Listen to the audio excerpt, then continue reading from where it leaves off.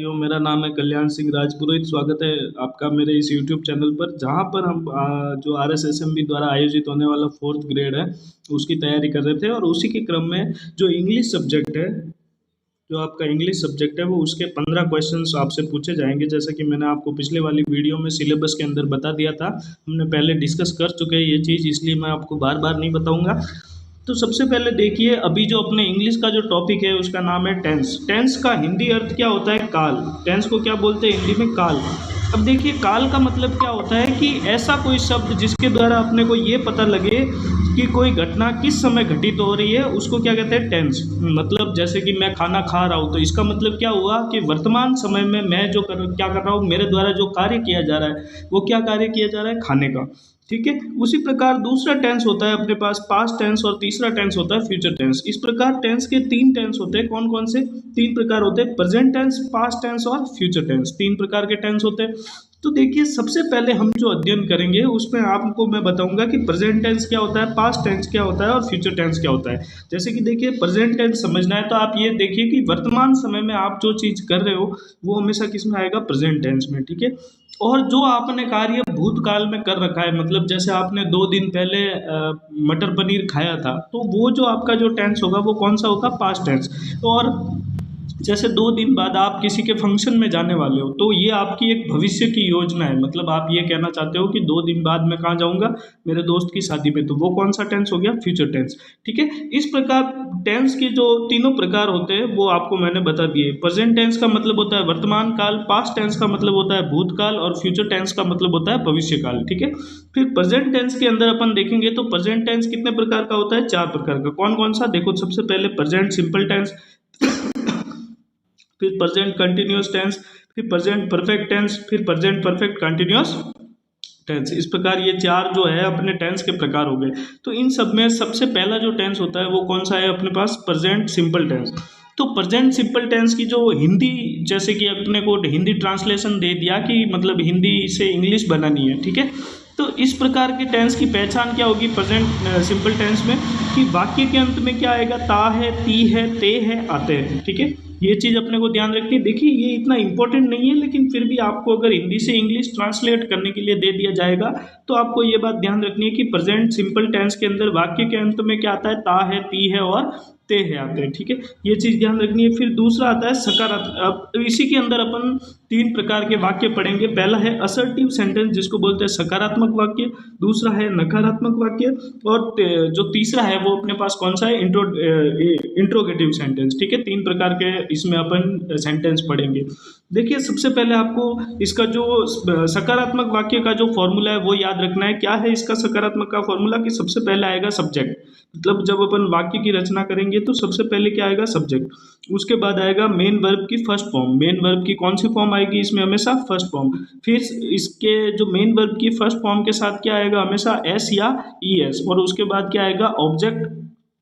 तो इस प्रकार आपको ध्यान रखना है। अब देखिए, मैं आपको बताऊंगा कि एस और ई एस कहाँ कहाँ लगते हैं, कहाँ पर इसका प्रयोग होता है, कहाँ पर इसका प्रयोग नहीं होता है। तो वो मैं आपको आगे जब भी अपन मतलब क्लास में धीरे धीरे डिस्कस करेंगे। अभी के लिए आपको सिर्फ इतना जानना है कि सबसे पहले क्या आएगा? सब्जेक्ट। उसके बाद क्या आएगा? मेन वर्ब की फर्स्ट फॉर्म। फिर उसके साथ क्या आएगा? एस या ई एस। और उसके बाद ऑब्जेक्ट। देखिए, इसका एग्जाम्पल है, मैंने आपको एक नॉर्मल एग्जाम्पल दिया है कि राम ईट्स फूड। इसका मतलब क्या होता है कि राम खाना, और वाक्य के अंत में क्या आएगा? खाता है। देखिए, यहाँ पर आप पहचान पा रहे हैं कि ता है। तो इससे आपको समझना है कि ये जो सेंटेंस है वो कौन से टेंस का हो गया? अपना सिंपल प्रेजेंट टेंस। ठीक है। इस प्रकार आपको ध्यान रखना है। तो राम ईट्स फूड। अब देखिए, यहाँ पर ईट के साथ मैंने क्या लगाया? एस। जैसे कि ये होती है वर्ब की ओरिजिनल फॉर्म ईट, और उसके साथ मैंने क्या ऐड कर दिया? एस। तो क्या हो गया? ईट्स। तो ये किस लिए आया वो मैं आपको आगे बताऊंगा। फिर दूसरा आता है नकारात्मक वाक्य। देखिए, सब्जेक्ट सबसे पहले क्या आएगा? इसका फॉर्मूला क्या है? सब्जेक्ट आएगा, फिर उसके बाद डू और डज आएंगे, फिर उसके बाद नॉट आएगा। देखिए, नकारात्मक वाक्य हो गया, मतलब उसमें क्या आएगा? हमेशा नॉट। नकारात्मक वाक्य में क्या आएगा? हमेशा नॉट। और उसके बाद क्या आएगा? ऑब्जेक्ट। ऑब्जेक्ट आपका जो भी होगा वो उसमें डिफाइन दे दिया जाएगा। ठीक है। फिर इसका जो एग्जाम्पल है वो देखिए, इसका एग्जाम्पल है Ram does not eat food. देखिए यहाँ पर डज आया और डज के जस्ट बाद में क्या आया, नॉट। तो ये कौन सा सेंटेंस हो गया, नेगेटिव सेंटेंस। इस प्रकार आपको ध्यान रखना है। अब देखिए मैंने आपको बताया कि एस और ई एस कहाँ कहाँ लगेंगे, एस और ई एस। तो देखिए जो वर्ब की जो फॉर्म होती है, जो वर्ब होती है वो अपनी ओरिजिनल फॉर्म में होती है प्लूरल। किसमें होती है, प्लूरल में। जैसे कि ईट लिखा हुआ है तो ईट का मतलब हो गया है कि ये प्लूरल है। इसको सिंगुलर बनाने के लिए इसके साथ किसका प्रयोग करेंगे, एस का। तो ये क्या बन गई, सिंगुलर। देखिए यहाँ पर आपको एक चीज ध्यान रखनी है, जैसे कि कोई नाउन हो गया, नाउन जैसे कि बनाना हो गया, क्या हो गया, बनाना, बनाना। उसके साथ अगर अपन एस जोड़ते हैं तो क्या बनता है, बहुवचन। ये तो किसमें हो गया, नाउन में। अब वर्ब के साथ क्या होता है कि वर्ब के साथ जब अपन एस या ई एस जोड़ते हैं तो वो क्या बन जाती है, सिंगुलर। वो क्या बन जाती है, सिंगुलर। तो इस प्रकार आपको ध्यान रखना है। फिर देखिए डू का प्रयोग और डज का प्रयोग। देखिए मैंने यहाँ पर आपको बताया कि डू और डज आते हैं, ठीक है। ये देखिए आपको यहाँ पर आ रहे हैं डू और डज। तो ये डू और डज का प्रयोग कहाँ कहाँ होता है, वो देखिए कि डू का प्रयोग होता है प्लूरल सब्जेक्ट के साथ, मतलब बहुवचन जो भी सब्जेक्ट होंगे उनके साथ डू का प्रयोग होगा, और जितने भी सिंगुलर सब्जेक्ट होंगे उनके साथ किसका प्रयोग होगा, डज का। तो देखिए डू का प्रयोग कहाँ कहाँ होगा, देखो एक तो आई हो गया, वी हो गया, यू हो गया, दे हो गया, या फिर दो नाम जैसे कि राम एंड श्याम हो गया, सोनू एंड मोनू हो गया, सीता एंड गीता हो गया। तो उनके साथ किसका प्रयोग करेंगे, डू का। अब डज किसके साथ आएगा, जैसे कि जो सिंगुलर सब्जेक्ट है उनके साथ क्या आएगा, डज। जैसे कि ही, शी, इट, राम, या फिर जैसे कोई एक और नाम हो गया श्याम। तो इस प्रकार आपको ध्यान रखना है कि डू किसके साथ आता है, हमेशा प्लूरल सब्जेक्ट के साथ। कौन कौन से, आई, वी, यू और दे। और डज किसके साथ आता है, सिंगुलर सब्जेक्ट के साथ, जैसे ही, शी, इट, राम, या फिर कोई एक और नाम श्याम, ठीक है। तो इस प्रकार आपको ध्यान रखना है। फिर देखिए इंट्रोगेटिव सेंटेंस का मतलब होता है प्रश्नवाचक वाक्य। क्या होता है, प्रश्नवाचक वाक्य। तो प्रश्नवाचक वाक्यों में क्या आएगा, देखो सबसे पहले जो अपनी हेल्पिंग वर्ब है, इसके अंदर हेल्पिंग वर्ब कौन कौन सी है, डू और डज। ये क्या है, अपनी हेल्पिंग वर्ब। तो हेल्पिंग वर्ब जो होती है उसको लाना है सबसे पहले आगे। तो उसके बाद क्या आएगा, सब्जेक्ट। सब्जेक्ट के बाद क्या आएगा, मेन वर्ब। और मेन वर्ब की कौन सी फॉर्म आएगी, हमेशा फर्स्ट फॉर्म। ये आपको ध्यान रखना है कि प्रेजेंट सिंपल के अंदर हमेशा मेन वर्ब की कौन सी फॉर्म आती है, फर्स्ट फॉर्म। फिर आता है ऑब्जेक्ट और उसके बाद आता है क्वेश्चन मार्क। तो देखिए इसका मैंने एग्जांपल दिया है कि क्या राम खाना खाता है। तो ये कौन सा टेंस हो गया, प्रेजेंट, प्रेजेंट सिंपल। कौन सा टेंस हो गया, प्रेजेंट सिंपल। तो देखिए प्रेजेंट सिंपल टेंस हो गया तो अपने को नॉर्मल सा देखना है कि सबसे पहले तो क्या आएगी, इसकी हेल्पिंग वर्ब। तो हेल्पिंग वर्ब क्या है यहाँ पे, डू और डज। तो डू और डज में से देखिए राम है, तो राम कैसा सब्जेक्ट हो गया। देखिए मैंने आपको ऊपर वाले चार्ट में बताया कि राम के साथ क्या आएगा, राम जैसे कि एक नाम हो गया तो उसके साथ क्या आएगा, डज। तो यहाँ पर राम के साथ अपन किसका प्रयोग करेंगे, डज का। तो राम आ गया तो राम के पहले क्या आ गया, does. Does Ram eat food, और उसके पीछे क्या लगाना है अपने को, क्वेश्चन मार्क। क्योंकि ये जो अपना जो वाक्य है वो किस रूप का है, प्रश्नवाचक वाक्य। कौन सा वाक्य है, प्रश्नवाचक वाक्य, ठीक है। थोड़ी सी नॉइस आ रही है, उसको थोड़ा इग्नोर करना। उसके बाद अपन चलते हैं आगे। अब आगे देखो पहला टेंस अपने हो गया, कौन सा है, प्रेजेंट सिंपल टेंस। अब दूसरा टेंस कौन सा है, प्रेजेंट कंटिन्यूअस टेंस। तो अभी अपन कौन से टेंस पे चलेंगे, प्रेजेंट कंटिन्यूअस टेंस पे। देखिए प्रेजेंट सिंपल टेंस का यूज कहाँ कहाँ होगा और इसमें अपने एग्जाम में किस टाइप के क्वेश्चन आएंगे वो मैं आपको आगे डिस्कस करूंगा। अभी के लिए सिर्फ आपको इतना समझना है कि प्रेजेंट सिंपल टेंस की हेल्पिंग वर्ब क्या क्या होती है। एक तो होता है डू और एक होता है डज। कौन कौन सी, डू और डज। डू किसके साथ आता है, प्लूरल सब्जेक्ट के साथ, और डज किसके साथ आता है, सिंगुलर सब्जेक्ट के साथ। सिंगुलर सब्जेक्ट क्या क्या होता है, ही, शी, इट, राम, या फिर कोई एक और नाम श्याम, ठीक है। और प्लूरल सब्जेक्ट कौन कौन से होते हैं, आई, वी, यू, दे, या फिर राम एंड श्याम। मतलब दोनों को एंड से जोड़ दिया तो ये क्या हो गया, प्लूरल सब्जेक्ट, मतलब दो लोग हो गए। तो इस प्रकार आपको ध्यान रखना है। फिर आगे चलते हैं।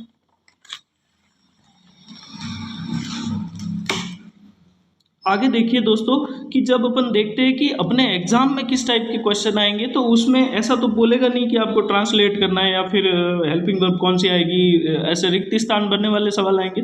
तो उन चीज़ों में देखो अपने को पहले याद रखना है कि प्रेजेंट सिंपल का कार्य जो प्रयोग होता है वो किस में होता है, नियमित कार्य, मतलब जो अपन डेली करते हैं।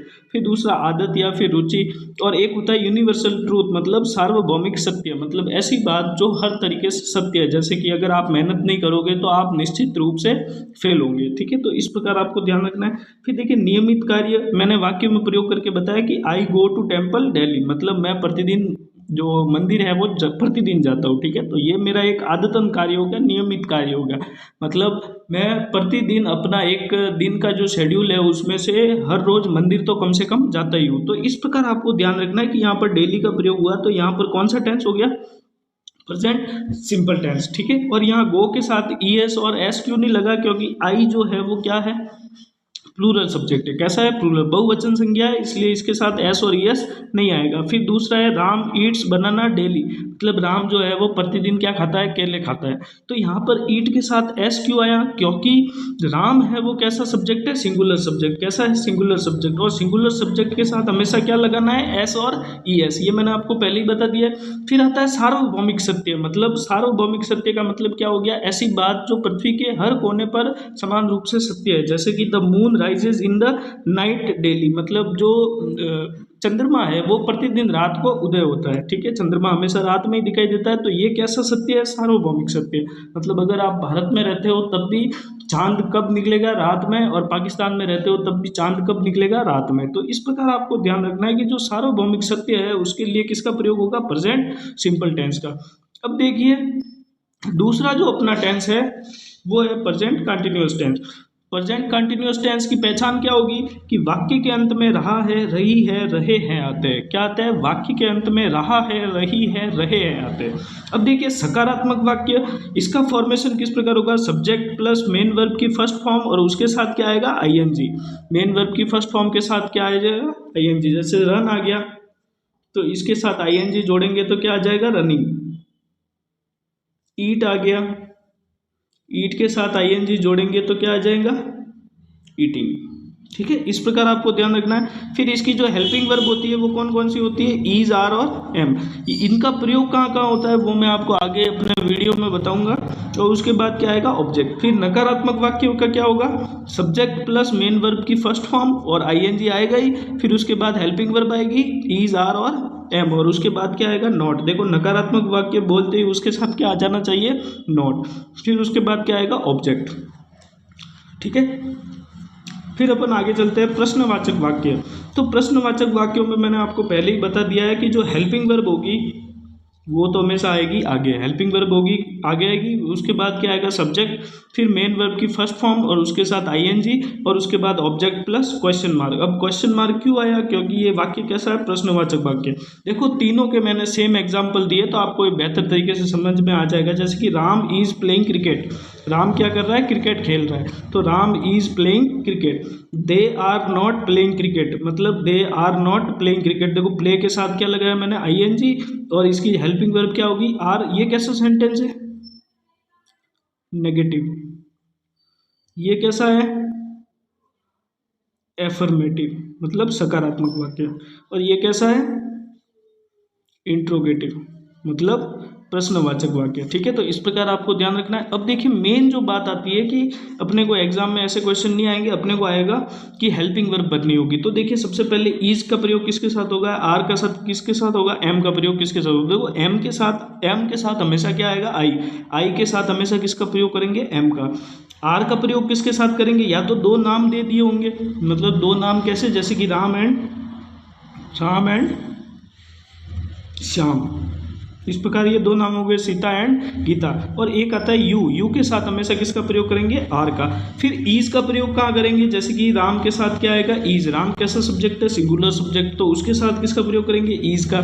फिर ही कैसा सिंगुलर सब्जेक्ट है तो उसके साथ किसका प्रयोग होगा, ईज का। सी कैसा सब्जेक्ट है, सिंगुलर, तो उसके साथ किसका प्रयोग होगा, ईज का। फिर इट कैसा सब्जेक्ट है, सिंगुलर, तो सिंगुलर के साथ किसका प्रयोग होगा, ईज का।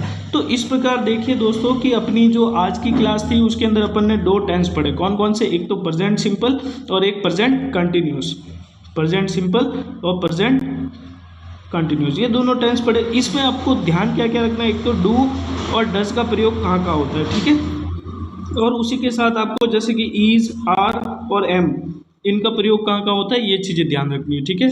और वर्ब की कौन सी फॉर्म आती है, देखो प्रेजेंट टेंस में जितने भी है उसमें वर्ब की कौन सी फॉर्म आएगी, हमेशा फर्स्ट फॉर्म।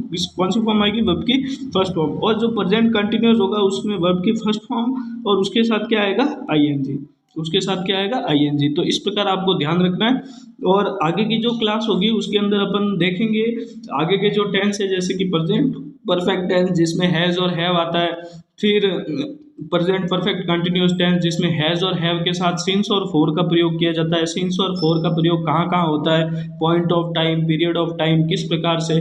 और आरपीएससी अपने आरपीएससी और आरएसएसएमबी ने इस तरीके से किस तरीके से इन दोनों टेंस में से सवाल पूछे, उन सब प्रश्नों का जो पैटर्न है वो भी मैं आपको आने वाली जितनी भी जो क्लासें हैं उनके अंदर मैं बताऊंगा। तो आप सब बने रहिए, आप हमारे टेलीग्राम चैनल को भी ज्वाइन कर लीजिए ताकि आप जो भी ये क्लासें ले रहे हो इसके पीडीएफ नोट्स वगैरह है वो मैं आपको अवेलेबल करवा सकूँ उस चैनल के माध्यम से। और आप जितनी ज़्यादा से ज़्यादा हो सके इस क्लास को शेयर कीजिए ताकि मैक्सिमम लोगों तक ये क्लास पहुँचे और उन सबको इस क्लास से फ़ायदा हो। ठीक है दोस्तों, धन्यवाद, मिलते हैं अगली क्लास में।